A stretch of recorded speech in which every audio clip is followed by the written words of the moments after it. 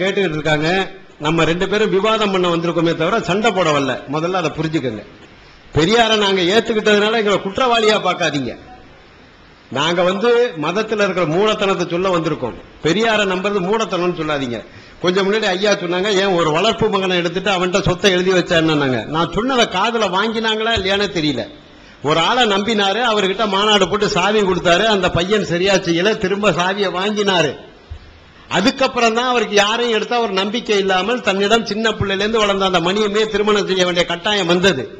சட்டத்தை பத்தி என்கிட்ட பேசாதீங்கன்னு சொன்னா, இன்னைக்கு நான் கல்யாணம் பண்ணிக்கல, என் சொத்தை நான் யாருக்கும் எழுதி வைக்க முடியல. என்னுடைய நிலைமை, நான் இந்து தான் இன்னைக்கும் சட்டப்படி என் மேல சுமத்தப்பட்டிருக்கிற மதம். எந்த சட்டத்துல இருக்கு சொல்லுங்க. நான் எத்தனை வருஷமா போராடி இருக்கேன் என்னுடைய சொத்தை நான் ட்ரஸ்ட் ஆக்கணும்னு. அதுக்கு எத்தனை பேர் எனக்கு வாதாடி இருக்காங்க தெரியுங்களா? நிறைய பேர் என்ன சொல்றாங்க, பெரியார் ட்ரஸ்ட் மாதிரி உங்க ட்ரஸ்ட் வீணா போயிடும், செய்யாதீங்கன்னு தான் சொல்லிட்டு இருக்காங்க. அப்ப இதுதான் உண்மை. சும்மா நீங்க முறியடிச்சு பேசணும், நாங்க சொல்றதெல்லாம் மறுக்கணும்னு சொன்னா ஆதாரத்தோட உண்மைன்னு தெரிஞ்சா தயவு செய்து மறுக்க. இந்த ஐயா இப்ப கடைசியா பேசுறவர் சொன்னார், பெரியார் சொன்னது அந்த காலத்துக்கு வேணா ஏற்றிருக்கலான்னு. அந்த காலத்துக்கு தான் பெரியார் சொன்னார். நான் கொஞ்சம் முன்னாடி தான் சொன்னேன். பெரியாருடைய கருத்து இடம் பொருள் ஏவல், அந்தந்த காலத்துக்கு அந்தந்த இடத்துக்கு. திரும்ப திரும்ப சொன்னதையே சொல்லிட்டு இருக்க வேணாம். ஆப்பிரிக்காவோட போய் பாப்பானை காப்பாத்தினாரு, இங்க பாப்பானை உதச்சாருன்னு அரைச்சமாவே அரைக்கிறதுக்கு நாங்க வரல. அவருடைய கொள்கை எல்லாம் அப்பப்ப அந்த மக்கள் எப்படி பாதிக்கப்பட்டாங்களோ அவங்கள மேல எடுக்கணுங்கிறதுக்காக தான். கிராப்பு வெட்டிட்டு வந்த பொம்பளைக்கு 1000 ரூபாய் கொடுத்தாரு. இன்னைக்கு ஒரு பொம்பளை கிராப்பு வெட்டிட்டு போனா பெரியார் 1000 ரூபாய் கொடுப்பாரு. அன்னைக்கு சாதாரணமா கிராப்பு வெட்டிட்டு போறாங்க. அன்னைக்கு பெண்ணை அடிமையா வச்சிருந்தான். கொண்டா போடணும், பின்னல் விட்டு தொங்கணும்னா கிராப்பு வெட்டிட்டு 1000 ரூபாய் தரேன்னாரு. கவுன் போட்டு 1000 ரூபாய் தரேனாரு, கொடுத்தாரு. இந்த பெரியாரிஸ்டுகள்லாம் அவங்க பொண்டாட்டிக்கு கிராப் வெட்டி கவுனை போட்டு ஐயாட்ட போய் 2000 ரூபாய் வாங்கி ஓட்டு வீடு வாங்கினவங்க இன்னும் எங்க ஊர்ல இருக்காங்க. 2000 ரூபாய்க்கு ஓட்டு வீடு வாங்கினவங்க இன்னைக்கு அந்த வீடு 6 லட்சம் 7 லட்சம். அதனால அவருடைய உழைப்பை கொச்சப்படுத்தாதீங்க. உங்களுக்கு விவரம் தெரிஞ்சா பேசுங்க, இல்லைன்னா இன்னொரு நாள் வச்சுக்குவோம். நான் திரும்ப திரும்ப சொல்றேன், நல்ல ஒரு பொது அரங்களை போடுங்க, எல்லா மக்களையும் கூப்பிடுங்க. உங்களுடைய ரம்ஜானா எதா இருக்கலாம், அந்த ரம்ஜான் பண்டிகையா இருக்கலாம், குரானா இருக்கலாம், நபிகளா இருக்கலாம், ஒவ்வொரு வரைக்கும் பதில் சொல்ல நாங்க தயார். பொது அரங்கா போடுங்க. இங்க உங்களுடைய ஆதிக்கம் அதிகமா இருக்கு, அதனால உங்களுக்கு கைத்தட்டல் அதிகமா இருக்கும், வரவேற்பு அதிகமா இருக்கலாம். இதே ஒரு 90 நாட்டுகள் உட்காந்து நீங்க 10 பேர் இருந்தா என்ன பண்ணுவீங்க? சிந்தனை பண்ணி பாருங்க தயவு செய்து. உங்ககிட்ட நாங்க விவாதம் பண்ண வந்திருக்கோமே தவிர சண்டை போடவோ விதண்டாவாதம் பண்ணவோ வரவில்லை. உங்களுக்கு தெரிஞ்ச ஐயாவை பத்தி தெரிஞ்சா பேசுங்க. இப்ப நீங்க படிச்சதெல்லாம் உண்மைதான், அதை நான் மறுக்கவே இல்லை. பொங்கல் எதுக்காக கொண்டாடுறான்? உழுதுண்டு வாழ்வாரே வாழ்வார், மற்றெல்லாம் தொழுதுண்டு பின் செல்பவர். இன்னைக்கு மைக்கிட்ட உட்காந்து நான் பேசுறேன், நீங்க கேட்கறீங்கன்னா பின்னாடி யார் இருக்கா? உழவன் தான் இருக்கான்.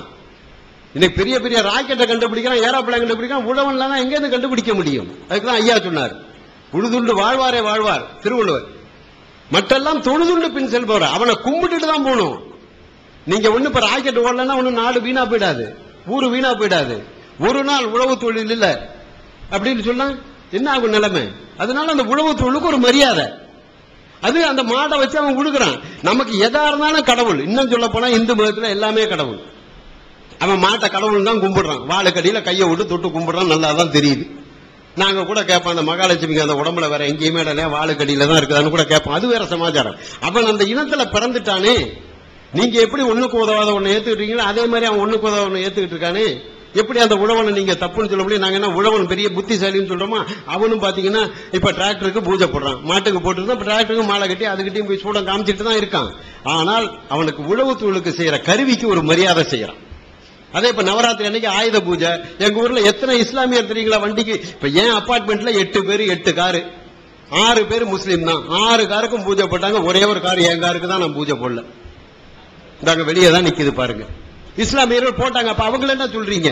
பெரியார் சொல்றாங்க நாங்கள் முட்டாள்தனம் பண்றோம். உங்க இஸ்லாத்துல சொல்லிச்சா ஆயுத பூஜை அன்னைக்கு உன் காருக்கு உன் வண்டிக்கெல்லாம் பூஜை போடுன்னு சொல்லி இருக்கா? அதனால முட்டாள் மக்கள் எல்லா மதத்திலையும் எல்லா இனத்திலையும் இருக்காங்க.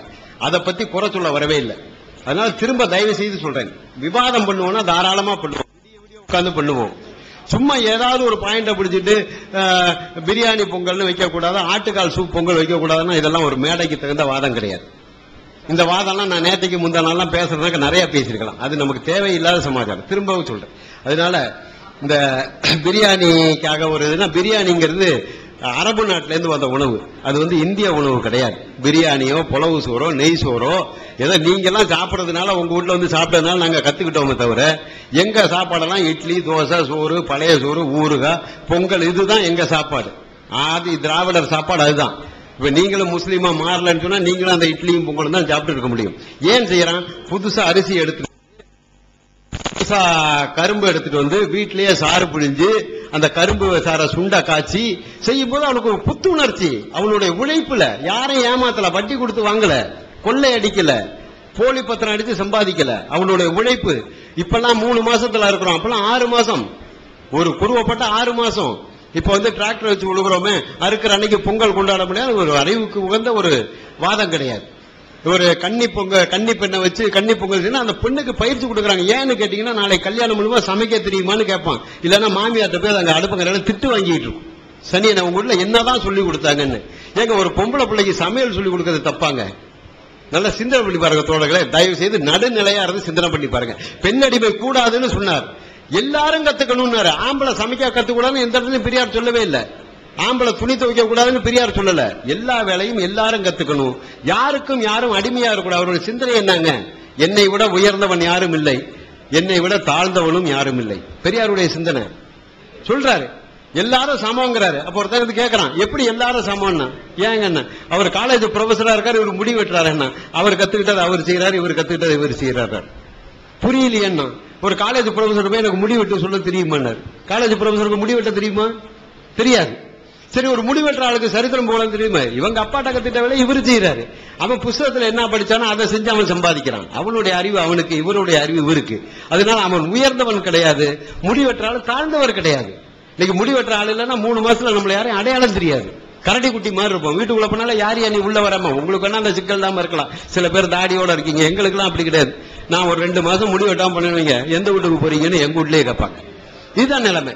அப்ப எப்படி அந்த மக்களை தாழ்ந்த ஜாதின்னு சொல்ல முடியும்? அவங்க எல்லாம் உற்சாகமா ஒரு கொண்டாடுற பண்டிகை.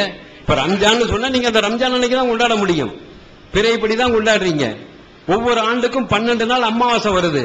இந்த மாசம் 20ஆம் தேதி ரம்ஜான் சொன்னா அடுத்த வருஷம் வந்து 12 நாள் முன்னாடி வரும், 8ஆம் தேதி வரும். அது எப்படி நீங்க ஒரு ஆண்டுக்கு ஒருக்க தானே கொண்டாடலாம்? எப்படி இந்த பிறைய கணக்கு பண்ணி கொண்டாடுறீங்க? வட துருவத்துக்கு போங்க, பிறையே கிடையாது. மேல போங்க, சூரியன் தான். வருஷத்துக்கு 2 மாசம் ஃபுல்லா 24 மணி நேரம் வெயில் தான். நீங்க கடிகாரத்தை பார்த்து படுத்து தூங்கணும், கடிகாரத்தை பார்த்து எந்திரிக்கணும். இருட்டு வந்தோடனே படுக்கணும். அப்ப நீங்க அங்க ரம்ஜான் கொண்டாட முடியுமா? சிந்திக்க வேண்டாமா? அதனால குறை சொல்றதுன்னா அதுக்காக வரவில்லை தோழர்களே. 2 பேரும் விவாதம் பண்ணுவோம், மனசு புண்படாம பேசுவோம். திரும்ப நீங்க மனசு புண்பட்டு பேசினா நாங்க பாட்டுக்கு எந்திரிச்சு போயிட்டே இருப்போம். ஏன்னா நீங்க நிறைய பேர் இருக்கீங்க, அதுக்காக வரல. நாங்க பாதியில போறதுக்காகவோ பேச முடியாம வரவே இல்லை. பேசுவதை தயவு செய்து விஷயமாக பேசுங்கள், நல்லா தெரிஞ்சா பேசுங்க. இப்ப காலையில குரான் நான் முழுக்க படிக்கலன்னு சொன்னேன், நேற்றுக்கே சொன்னேன். ஏன்னா எனக்கு தேவையில்லாத சமாச்சாரம். இப்ப பகவத்கீதை எடுத்து வைங்க, அதை பத்தியும் பேசுவேன். பைபிள் வைங்க, அதை பத்தியும் எல்லாம் குறைதான். அப்ப எனக்கு என்ன இந்த வாதத்துக்கு தேவை அதை நான் தெரிஞ்சு வச்சிருக்கேன். அதே மாதிரி நீங்க வாதத்துக்கு தெரிந்து வைத்துக் கொண்டு அதை பேசுறீங்கன்னா பேசிக்கிட்டே இருக்கலாம். இப்ப வந்து கேரளாக்காரன் விவசாயம் பண்றான், அவன் பொங்கல் கொண்டாடுறானா அப்படின்னு கேட்டா இதுக்கு என்ன பதில் சொல்ல முடியும்? அவன் ஓணம் பண்டிகை கொண்டாடுறான், அவனுக்குள்ள பண்டிகை ஓணம் பண்டிகை கொண்டாடுறான். நம்ம யாரும் ஓணம் பண்டிகை கொண்டாடுமா? இதுல போட்டிக்கு செய்யற வேலையா? இவனுக்கு அறிவு இருக்கு, சூரியனை வழிபடுறான், சூரியனாலதான் நெல் விளையுது. சூரியன் முத்தத்துல பொங்கல் வைக்கிறான். ஏன் முத்தத்துல பொங்கல் வைக்கிறான்? சூரியன் வந்து வர்றதுனால இந்த ஸ்டார்ச் கிடைக்குது, விவசாய பொருள் விளையுது. சூரியனுக்கு ஒரு நன்றி கடன் செலுத்துறான். அதை இப்ப எல்லாம் கோயில்ல போய் மாத்திட்டு இருக்கானுங்க, அது வேற சமாச்சாரம். அது வந்து உள்ள புந்து ஒரு கும்பல் பண்ணிக்கிட்டு இருக்கு. ஆனால் பொங்கலை வந்து இழிவுபடுத்தாதீங்க. அது ஒரு உழவர் திருநாள். அந்த உழவன் இல்லைன்னா இன்னைக்கு நம்ம உட்காந்து பேச முடியாது, எதுவுமே பண்ண முடியாது. இதப்ப எல்லாம் மத்தியானம் சாப்பிட்டோமே, அது அரிசி எங்க இருந்து வந்தது? நம்மளா தயார் பண்ணோம்? இல்ல அல்லாஹ் தயார் பண்ணாரா? இல்ல பகவான் கிருஷ்ணன் தயார் பண்ணானா? இந்த உழவு தொழில் செய்யற மக்கள் தானே தயார் பண்ணாங்க. இன்னைக்கு நம்ம அந்த தொழில் செய்யலன்னு சொல்லிட்டு இன்னைக்கு புது இதெல்லாம் வந்துருச்சுன்னு சொல்லி அதை கேவலப்படுத்தக்கூடாது. அப்புறம் ஐயா சொன்னாரு, இந்த பொங்கலை வந்து இவ்வளவு சிறப்பா கொண்டாடுறீங்களே அப்படின்னு சொன்னாரு. காரணம் என்னன்னு கேட்டீங்கன்னா, ஐயாவுக்கு எந்த ஒரு பண்டிகையிலையும் உடன்பாடெல்லாம் கிடையாது. அப்போ ஒருத்தர் நம்மளை கேவலப்படுத்துறதுக்காக சில பண்டிகைகள் வச்சிருக்கான். அப்ப அவனை பீட் பண்ணி காமிக்கணும். காலையில சொன்னேன், இந்த குடுமியை ஏன் வெட்டுறேன்னா, அந்த குடுமி முளைக்கிற வரைக்கும் நீ சூத்திரனா இரு. ஏன்னா முந்தியெல்லாம் குடுமி தான். இப்ப வயசானவங்களுக்கு எல்லாம் தெரியும். ஆரம்பத்துல பாத்தீங்கன்னா அது நான் கும்பகோணத்துக்காரன், தடிக்கு விழுந்தா பாப்பான் தான், குடுமி தான். இப்ப ஒரு குடுமி கூட கிடையாது. இப்ப கோயில் அரசன் கிராப் வெட்டிட்டு இருக்கான். அப்ப அவன் கொண்டு வந்த பண்டிகை இந்த தீபாவளி பண்டிகை. அதனுடைய மூல கதை பாத்தீங்கன்னா அருவருப்பான கதை. இந்த பத்மாசுரங்கிறவன் பூமியை பாயா சுருட்டி கடலுக்குள்ள அமைத்துனா மக்கள்லாம்